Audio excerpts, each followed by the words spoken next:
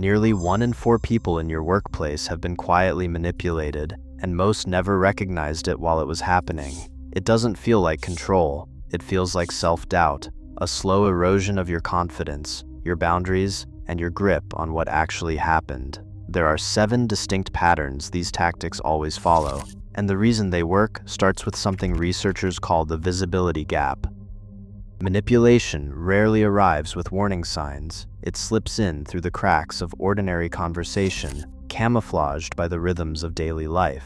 Psychologists call this the visibility gap, the space between what is happening and what you can actually see. In this gap, reality itself becomes negotiable. A partner insists you never told me about that dinner, when you remember the conversation clearly. A manager rewrites a deadline, then claims you misunderstood. The facts shift, and with them, your certainty. This is the first sign: reality distortion, often known as gaslighting. It is not just a word for dramatic confrontations. Most often, it is a pattern of small denials, quiet contradictions, and subtle dismissals that make you question your own memory. In a 2025 systematic review, researchers found that nearly 22% of adults in family settings and 27% of employees in the workplace reported repeated experiences of having their version of events denied or reframed. For those exposed to sustained gaslighting, defined as 4 or more incidents per month over 2 months,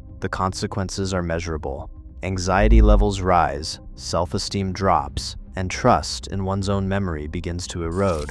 On validated scales, victims showed a 5-point average reduction in self-concept, and each additional incident predicted a measurable uptick in depressive symptoms. The mechanics are subtle. The manipulator denies what was said, edits details, or questions your reactions, saying you are too sensitive, you are misremembering. That never happened. Over time, even the most self-assured person can start to wonder if they are overreacting, or simply losing touch with reality. In personal relationships, this might look like a spouse quietly insisting a child never made a request, leaving the other parent apologizing for a mistake they never made. In the workplace, a supervisor may claim a project deadline was always earlier, despite written proof to the contrary, making the employee seem careless. The pressure is rarely direct. It is a slow, cumulative process, a distortion field that grows with each denial.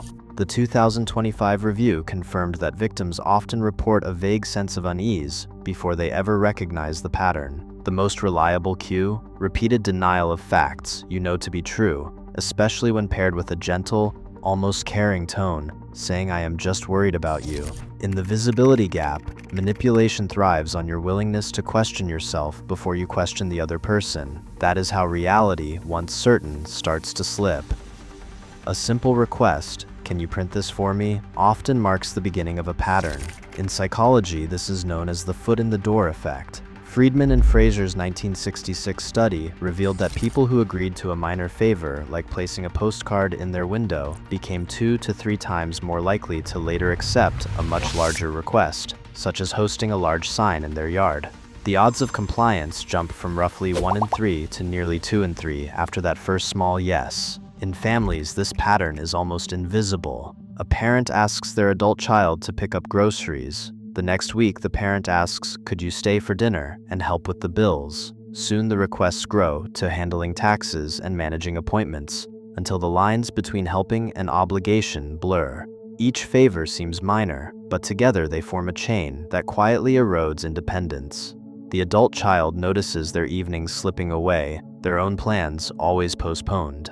There is no confrontation, just a gradual shift, as each small concession makes the next one feel inevitable. At work, the same mechanism unfolds. A manager asks an employee to stay late, just this once. The following week, the request repeats. Soon, late nights become routine. Friedman and Fraser's research found that each act of compliance reshapes self-perception. People begin to think, "I am the person who helps, who says yes." With every step, saying no grows harder, and the definition of what is reasonable shifts. Another subtle tactic is conditional praise. The manipulator offers a compliment. "You are the only one I trust with this," then attaches a new demand.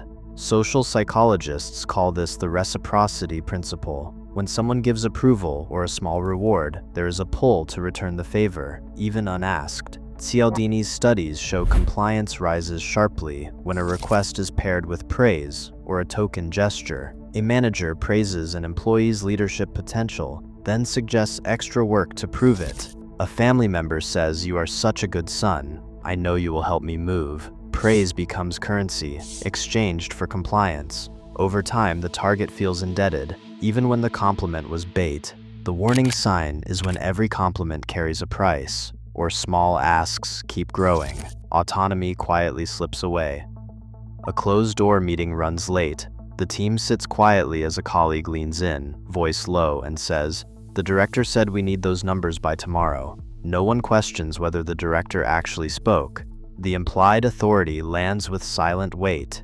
In Solomon Ash's classic conformity experiments, 3 out of 4 people sided with the group at least once, even when the group was clearly wrong. In modern workplaces, this same pressure operates through triangulation, using a third party, often a supposed higher-up, to press for compliance. The effect is subtle but powerful. The target feels outnumbered, isolated, and compelled to go along, even in the absence of direct evidence. The real lever is not the truth, but the suggestion that everyone else is already on board.